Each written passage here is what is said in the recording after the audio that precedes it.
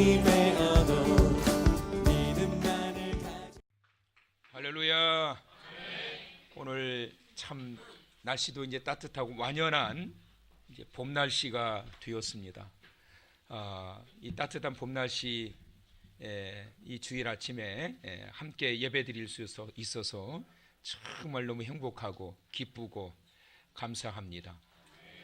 우리 옆 사람과 또 이제 한번 인사를 나누시면 좋겠는데, 손을 잡고 막 팔을 흔들면서 이렇게 인사를 하는데, 나는 당신이 아주 몸서리 쳐지도록 좋아요. 자, 시작.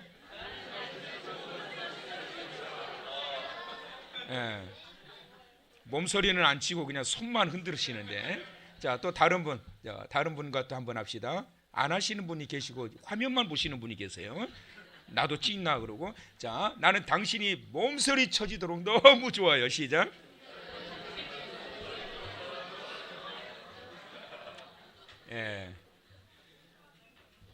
좋은 사람과 함께 한 자리에 앉아서 예배드릴 수 있다라고 하는 것, 그것도 주님이 주신 은혜요, 행복인 줄을 믿으시기 바랍니다.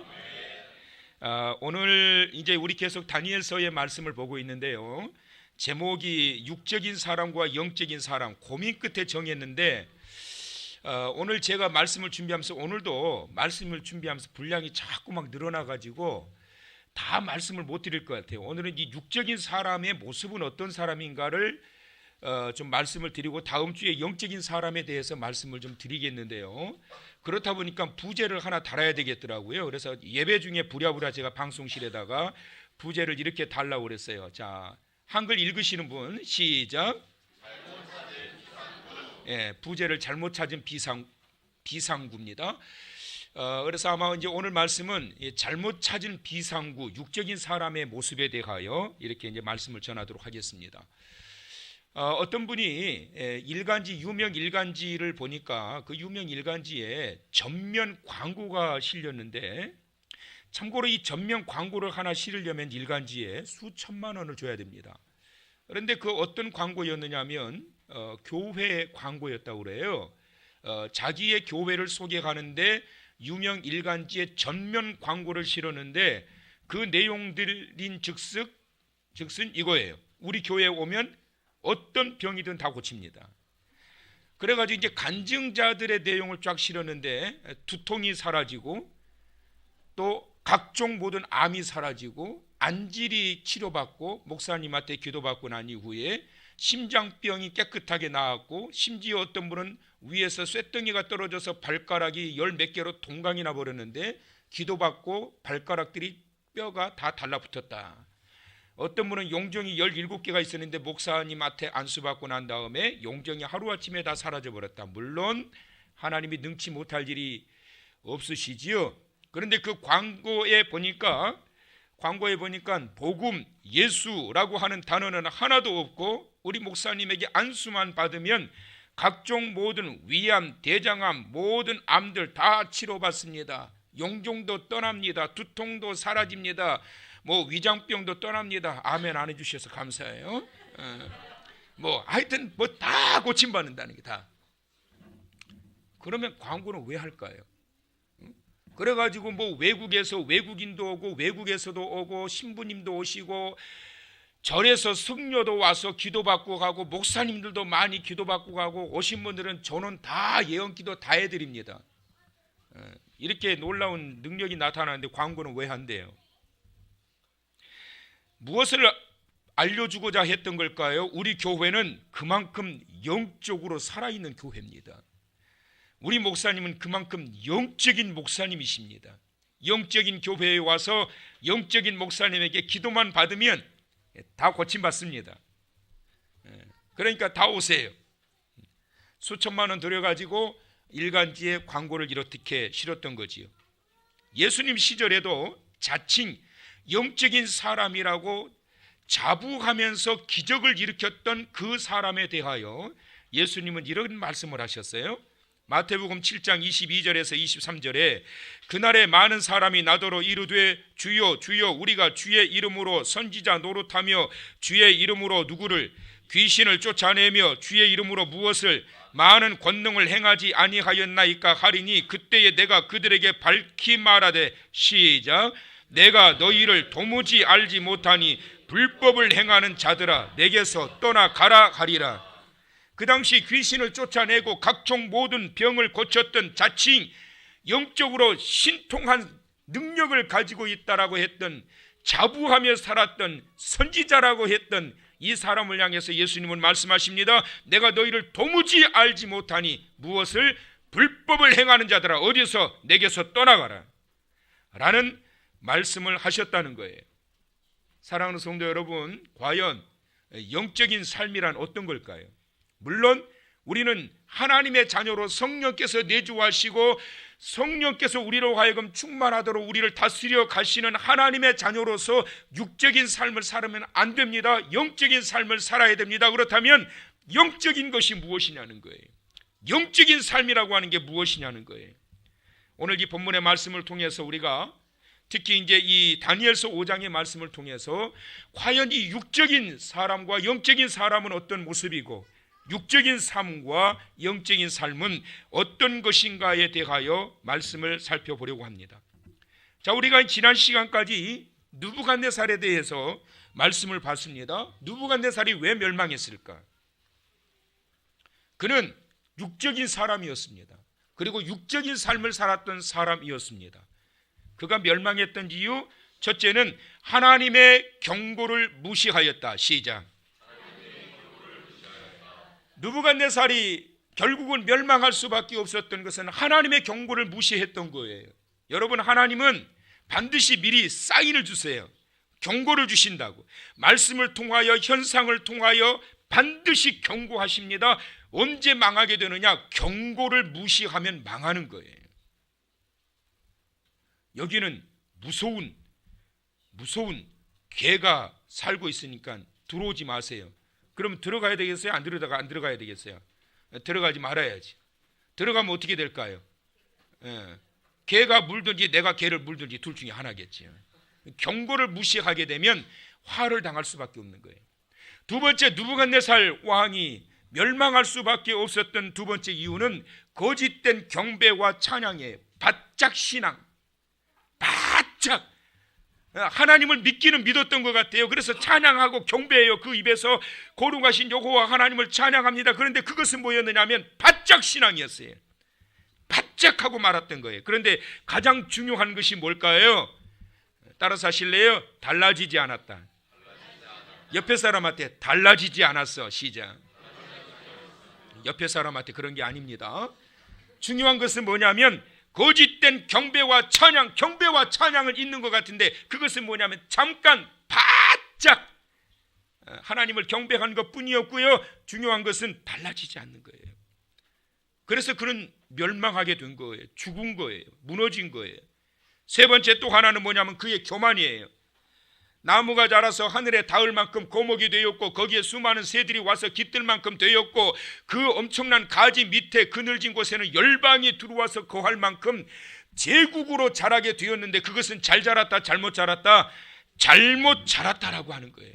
느부갓네살은 이렇게 해서 멸망을 하고 맙니다. 그러고 난 이후에 이제 느부갓네살 왕 다음으로 소개하고 있는 왕이 누구냐 하면 벨사살 왕입니다. 이름을 잘 지어야 돼요. 느부갓네살밖에 안 되니까 육적인 삶 그 어린 짓을 하는 거고 벨사살이라 사살당하거든요. 실제로 사살당해 죽어요. 오늘의 이 설교의 배경 벨사살 왕의 배경을 통해 가지고 우리가 봐야 될 육적인 사람의 모습을 우리가 한번 살펴보려고 합니다. 자, 여러분들이 먼저 이것을 좀 기억하셔야 되는데, 자, 지금까지 잘 들으셨는데요. 지금부터 이제 많이 졸리실 거예요. 왜냐하면 되게 어려워요. 근데 어려운데 이 말씀을 드려야 됩니다. 그래야 이 다니엘서 5장의 말씀이 풀려요. 조실 분은 미리 일어나서 계세요. 어렵습니다. 설교가 지금부터 조금 어려워요. 잘 들으세요. 자, 다니엘서에 나오는 그 모든 이름들이 역사의 문헌에 다 나와 있습니다. 느부갓네살도 나와 있고 다니엘도 나와 있고, 이 다니엘서, 물론 다니엘서뿐만 아니라 성경에 나와 있는 이름들이 역사의 문헌에 나와 있어요. 그래서 성경은 사실이라고 하는 거고, 성경은 역사적 사실이라고 말하고 있는 게 뭐냐면, 역사, 세계 역사의 문헌들에 다 이름들과 사건들이 나와 있단 말이에요. 자, 그런데 당시 대제국이었던 이 나라의 왕으로 지냈던 그 사람의 이름이 역사의 문헌에 나와 있어야 됩니까? 안 나와야 됩니까? 당연히 나와 있어야 되죠. 그렇죠? 모든 이름들이 다 나와 있는데 누구의 이름이 역사의 문헌에 빠졌느냐 하면 벨사살의 이름이 빠진 거예요. 그래서 이것 때문에 성경이 사실일까라고 하는 이러한 자유주의자들의 공격을 받게 됩니다. 자, 그렇다면 이제 여기서부터 한번 봅시다. 1절부터 4절까지의 말씀을 보게 되면 좋아하실 분들은 참 좋아하시는 단어가 나옵니다. 자, 그것을 한번 찾아보세요. 자, 1절에 보니까 1,000명 앞에서 뭘 마셔요? 술을 마시니라. 2절, 뭘 마실 때에?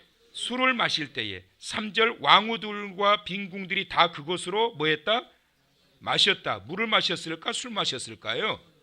술 마셨어요. 4절, 무리가 뭘 마셔요? 술을 마시고는 금은 동철 목석으로 만든 신들을 찬양하니라.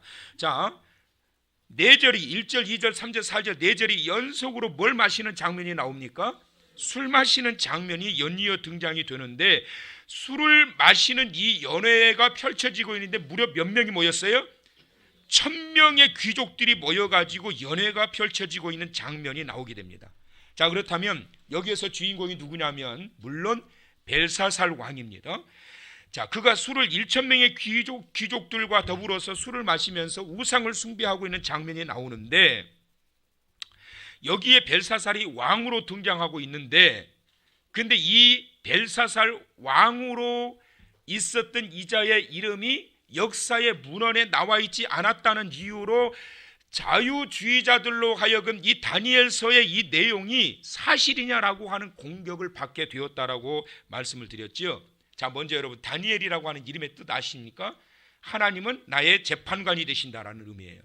그런데 이 다니엘이라고 하는 이름을 느부갓네살이 이름을 바벨론식으로 바꿔버렸지요. 뭘로 바꿨지요? 벨드사살로 바꿨어요. 이것이 뭐냐면 벨이 너를 지켜줄 것이다 라고 하는 의미예요. 자, 그 다음에 느부갓네살은 느부거든요. 나부가 신이죠. 나의 경계석을 보호한다. 그 다음에 벨드사살이 아닌 벨사살 왕이 나오는데, 벨사살은 뭐죠? 왕이요, 벨이요, 왕을 지켜주소서라고 하는 의미를 가지고 있어요. 철두철미하게 우상을 섬겼던 이 벨드사살이 역사의 기록에 존재하지 않음으로 인해서 이가 정말 성경에 등장하고 있는 그 인물이고 성경은 사실인가라고 하는 부분에 있어서 의문점을 갖기 시작했는데, 자, 고고학자인 테일러라고 하는 이 박사가 고고학 팀들을 데리고 이라크에 그 탐사를 이제 가게 됩니다. 이라크는 성경에 나오는 바벨론 지역이에요. 그래서 이 이라크의 탐사팀들을 가서 탐사를 하다가 아주 중요한 것을 발견하게 됐는데, 바벨론어로 새겨진 글귀를 하나 발견하게 돼요. 그런데 그 글귀가 뭐라고 새겨져 있었느냐면 이렇게 새겨져 있어요. 자, 라보니도스 왕과 그의 아들인 벨사살을 위한 기도문, 이 글을 발견하게 됩니다. 자, 그렇다면 지금부터 조금만 더 정신 차리세요. 그러면 라보니도스가 누굴까라고 하는 겁니다. 라보니도스라고 하는 이 사람을 소개하기 위해서 느부갓네살 왕 이후에 거쳐간 왕들을 소개하는데, 여러분, 우리가 지난 시간에 느부갓네살 왕을 보고 그러고 난 다음에 지금 누구를 보고 있어요? 벨사살 왕을 보고 있단 말이에요. 그러면 이렇게 생각할 수 있어요. 느부갓네살 왕 다음으로 이어진 왕이 벨사살인가 보다, 그렇게 생각할 수 있는데요, 그게 아니고 느부갓네살 왕 다음으로 4명의 왕이 더 거쳐가요.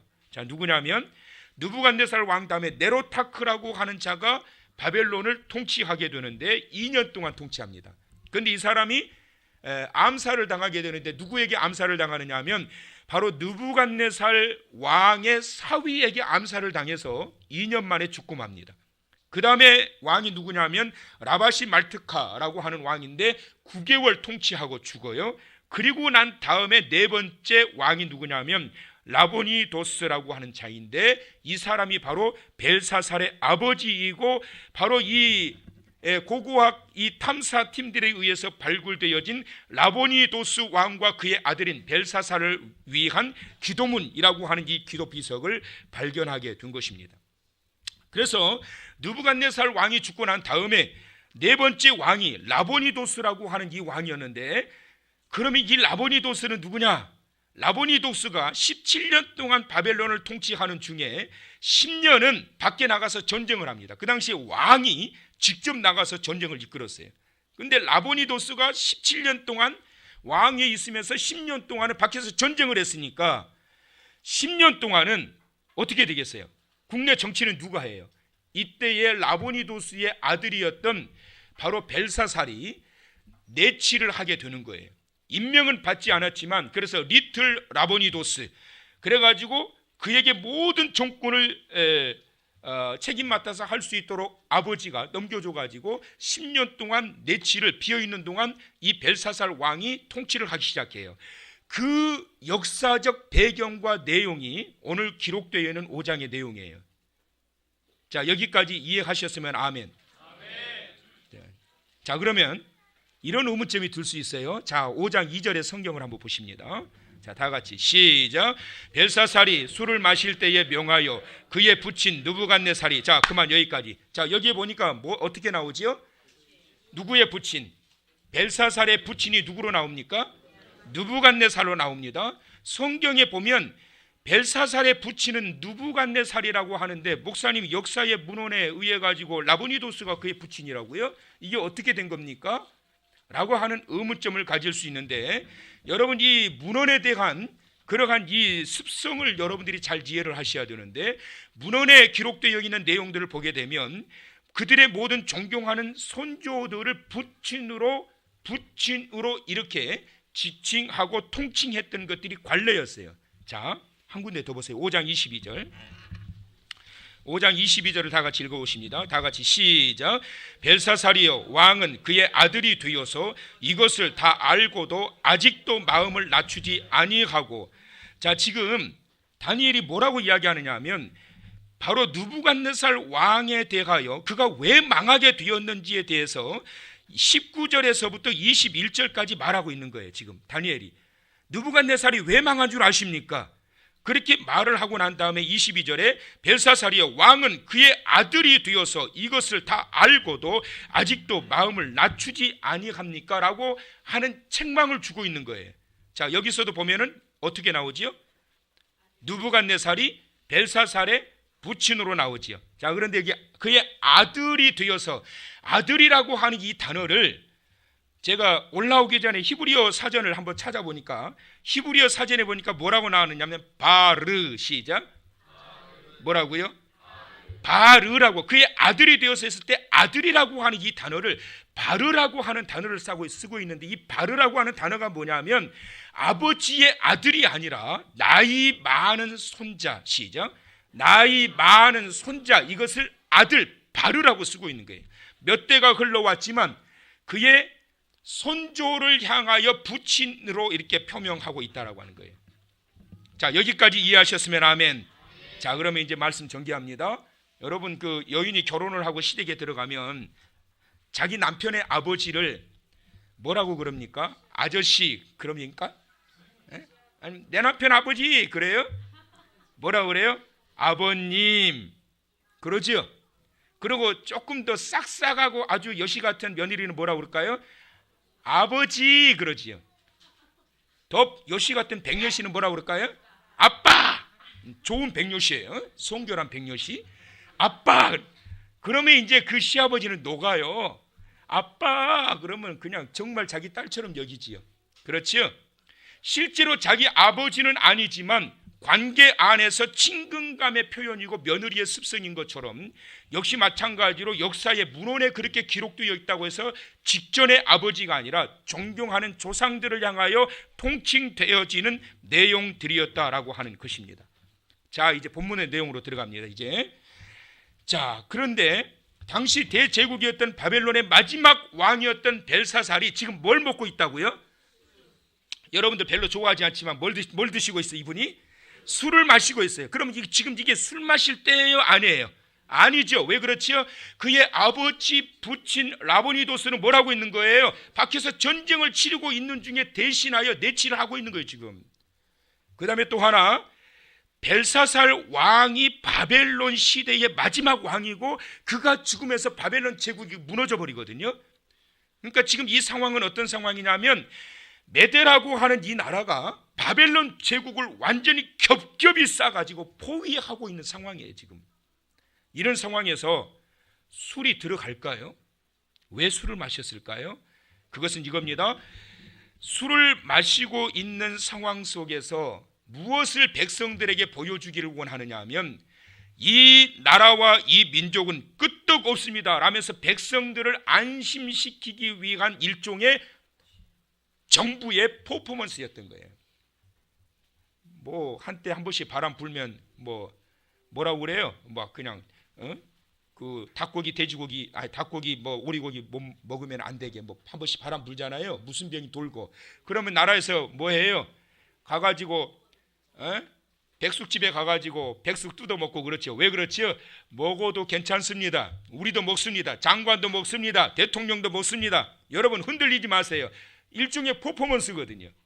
벨사살 왕이 1,000명이나 되는 대규모의 연회를 통해서 이 위급한 상황 부친 라보니도스는 전쟁을 치르면서 공속 중에 있고 이 나라는 메데라고 하는 이 나라에 의해 가지고 포위되어 있는 이와 같은 이 상황에서 백성들을 흔들리지 아니하도록 하기 위해서 이 대연회를 펼치게 된 거예요.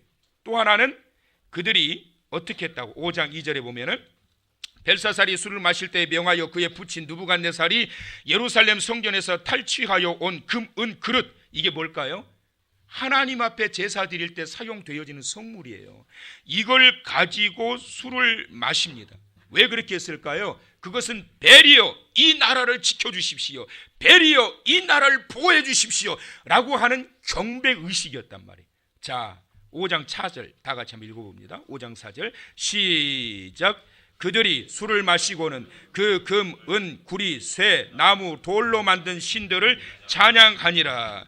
자 그들의 경배의식에 이 위기 상황에서 아버지도 안 계시고 지금 이런 상황에 있는 바람 앞에 지금 등불처럼 풍전등화에 놓여있는 이 나라를 하나님이 베리어 보호해 주소서 자기의 신들에게 기도하고 경배하고 있는 그러한 내용이고 백성들로 하여금 안심시키기 위한 그러한 의식이에요. 자 그렇다면 여러분 이런 모습을 과연 그렇다면 하나님은 어떻게 보셨을까라는 거예요. 자 22절부터 이제 한번 말씀을 보십니다. 자 성경을 펴놓으세요. 22절부터 자 다니엘을 통해서 이제 들려주신 말씀 벨사살이여 왕은 그의 아들이 되어서 이것을 다 알고도 아직도 마음을 낮추지 아니하고 다 알고도 무엇을 알지요? 느부갓네살이 어떻게 하여 망하게 되었는지 즉 다시 말씀드리면 전능하신 여호와 하나님이 왜 느부갓네살 왕의 시대를 무너뜨리셨는지 다 알고서도 알아요 몰라요? 알고서도 마음을 낮추지 아니하고 23절 도리어 자신을 하늘의 주제보다 높이며 그의 성전 그릇을 왕 앞으로 가져다가 왕과 귀족들과 왕후들과 후궁들이 다 그것으로 술을 마시고 왕이 또 보지도 듣지도 알지도 못하는 금, 은, 구리, 쇠와 나무, 돌로 만든 신상들을 찬양하고 도리어 왕의 호흡을 주장하시고 왕의 모든 길을 작정하시는 하나님께는 뭘 돌리지 않았어요? 영광을 돌리지 아니한지라. 그래서 벨사살 왕의 시대가 무너지게 되는데 30절 보세요. 다 같이 시작. 그날 밤에 갈대아 왕 벨사살이 죽임을 당하였고 죽었어요? 죽임을 당했어요? 그러니까 벨사살이에요? 아니에요? 벨사살 당한 거예요. 벨사살 당한 거예요. 죽임을 당한 거예요 여러분. 자 그러고 난 이후에 결국은 정말로 그 나라가 반쪽이 나버리기 시작합니다. 여러분 느부갓네살 왕 시대의 황금머리 기억하시죠? 그것은 바벨론 제국과 느부갓네살 왕을 상징하고 그 다음에 은으로 되어 있는 가슴과 두 팔, 두 나라로 찢겨지게 된다. 그래서 메데와 바사로 찢겨지게 된다. 그래서 나중에 메데라고 하는 이 나라가 바사, 페르시아로 통합되면서 페르시아 제국이 형성이 되게 되는 거예요. 그래서 실제적으로 나라가 나누어져 버리게 됩니다. 자, 그러고 난 이후에 이제 이 벨사살이 죽게 되는데, 죽기 전에 5장 24절, 이러므로 그의 앞에서 이 손가락이 나와서 이 글을 기록하였느니라. 기록하였나이다. 25절 다 같이 시작. 기록된 글자는 이것이니 곧 메네메네 데겔 우바르시니라. 할렐루야. 자, 이제 이 말씀 드리고 이제 말씀 마칩니다. 이제 저를 보세요. 이제 자, 벨사살이 벽에 쓰여 있는 이 글을 보고 벨사살 왕이 기뻐 춤추며 찬양했어요? 떨었어요? 떨었어요. 근데 중요한 것은 뭐냐면 이 내용을 알고 떨었어요? 알지도 못하면서 떨었어요? 내용을 알지도 못하고 떤 거예요. 손가락이 나와가지고 술이 거나하게 취해가지고 있는 그때에 손가락들이 나와가지고 벽에, 속해벽에 글을 쓰는데 그 글의 내용을 몰라요. 모르는데 벨사살 왕은 온통 떨고 있는데 어떻게 떨었다고 그랬어요? 넓적다리 마디가 녹는 듯하고. 넓적다리 마디, 이 넓적다리라고 하는 게 뭐냐면 하라치, 허리를 의미하고, 마디, 케타르, 그거는 무릎을 의미해요. 그러니까 허리와 무릎이 녹는 듯하고, 이게 뭐예요? 완전히 탈진해 버린 거예요. 턱 그냥 완전히 그 두려움과 공포 속에 빠져버리게 된 겁니다.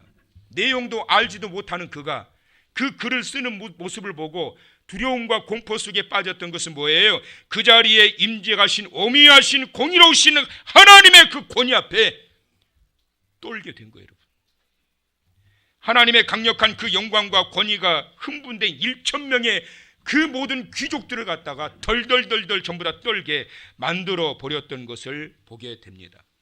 이 내용에 대한 해석은 제가 다음 주에 해드리고요. 육적인 사람의 모습, 벨사살이었습니다. 벨사살은 비상구를 잘못 찾은 거예요. 여러분, 화재가 나면 가끔 빠져나오지 못하고 죽는 경우가 있어요. 화재가 나면 첫째로 전기가 전부 다 나가버립니다. 전기가 다 나가버리고 나니까 화재가 나면 어떻게 온통 어두워요. 그때 유일한 생명줄이 뭐냐면 비상구예요. 그 비상구를 잘못 찾게 되면 사람들이 다 죽게 되는 거예요. 지금 이 벨사살은 이 엄청난 국내의 비상의 상황 속에서 비상구를 잘못 찾고 오히려 전능하신 여호와 하나님을 조롱하고 느부갓네살 왕처럼 하나님 앞에 경배하지 않고 그 거만함과 그 교만함이 꺾여지지 않고 여전히 우상을 숭배하고 있는 그의 모습, 대형 연회로 백성들을 안심시키려고 하는 완전히 인간적 모습, 그리고 우상을 숭배하고 찬양함으로 돌파해 보려고 하는 그릇된 그러한 신앙, 그리고 하나님께는 영광을 돌리지 않는 잘못된 경배의 대상을 찾음으로 인해 가지고 결국 느부갓네살은 그날 밤에 죽임을 당하고 맙니다. 사랑하는 성도 여러분, 나는 과연 육적인 자의 모습인가 아니면 영적인 자의 모습인가를 살펴보십시오. 나는 과연 육적인 삶을 살고 있는가, 영적인 삶을 살고 있는가, 우리 자신을 돌아봐야 됩니다. 어디에서 발견할 수 있느냐? 위기의 때에 정말 나를 살려주고 내가 살 수 있는 그 비상구를 바르게 찾고 있느냐, 아니면 엉뚱한 곳에서 그 비상구를 찾음으로 인하여 자기 자신만 죽는 것이 아니라 나라가 완전히 무너지고 망가지게 되는 그러한 상황까지 이르게 되는 자가 아닌가. 육적인 자의 모습, 이 모습이 오늘 나의 모습이 아닌가. 지금까지 내가 비상구를 잘못 찾고 있는 건 아닌가. 전능하신 하나님을 믿는 자녀로 살아가고 있다고 하면서도 여전히 엉뚱한 곳에서 비상구를 찾고 헤매고 있는 자는 아닌가. 우리 자신을 돌아볼 수 있어야 됩니다. 육적인 모습에서 영적인 모습으로 오늘 이 아침 변화를 갈망하며 나아가는 하나님의 사람, 하나님의 자녀, 영적인 삶이 되시길 주의 이름으로 축원합니다.